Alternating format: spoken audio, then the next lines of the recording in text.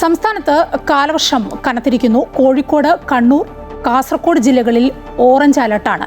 മറ്റ് ജില്ലകൾക്ക് യെല്ലോ മുന്നറിയിപ്പുമുണ്ട്. കൂടുതൽ വിവരങ്ങളുമായി രാഗേഷ് ചേരുകയാണ്. രാഗേഷ്, സംസ്ഥാനത്ത് മഴ കനക്കുകയാണ്. രാഗേഷ്, ഇപ്പോൾ നിൽക്കുന്ന കോഴിക്കോട്ടൊരു അവസ്ഥ എങ്ങനെയാണ്?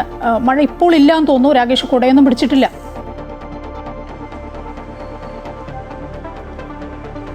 മായ സൂചിപ്പിച്ചതുപോലെ തന്നെ കോഴിക്കോട് നഗരത്തിൽ ഇപ്പോൾ തെളിഞ്ഞ കാലാവസ്ഥയാണ്. അതേസമയം തന്നെ കിഴക്കൻ മലയോര മേഖലകളിലൊക്കെ ഇന്നലെ അർദ്ധരാത്രിയും ഇന്ന് പുലർച്ചെയും ഒക്കെ തന്നെ ശക്തമായ മഴ തുടരുന്ന സാഹചര്യമാണ് ഉള്ളത്.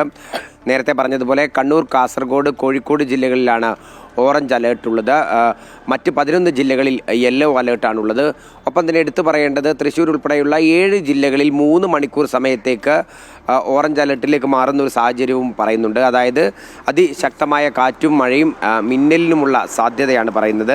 അത് വെറും 3 മണിക്കൂറേക്ക് മാത്രമാണ്. നാളെ മലപ്പുറം, കോഴിക്കോട്, വയനാട്, കണ്ണൂർ, കാസർഗോഡ് ജില്ലകളിലാണ് ഓറഞ്ച് അലേർട്ട് പറയുന്നത്. തിരുവനന്തപുരം, കൊല്ലം, പത്തനംതിട്ട, ആലപ്പുഴ, കോട്ടയം, ഇടുക്കി, എറണാകുളം, തൃശ്ശൂർ, പാലക്കാട്, മലപ്പുറം, വയനാട് ജില്ലകളിൽ ഒക്കെ തന്നെ യെല്ലോ അലേർട്ടാണ് ഇന്ന് പറഞ്ഞിരിക്കുന്നത്. മണിക്കൂറിൽ 40 മുതൽ 50 കിലോമീറ്റർ വരെ വേഗതയിൽ കാറ്റ് വീശാനുള്ള സാധ്യതയും പറയുന്നുണ്ട്.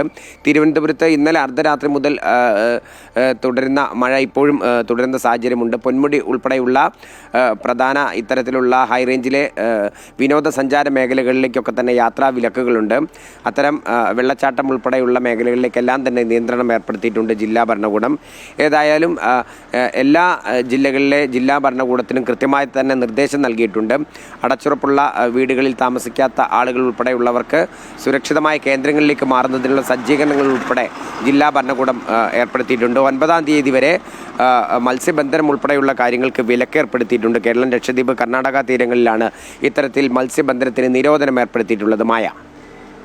രാഗേഷാണ് വിവരങ്ങൾ നൽകിക്കൊണ്ടിരുന്നത്. സംസ്ഥാനത്ത് കാലവർഷം കനക്കുകയാണ്.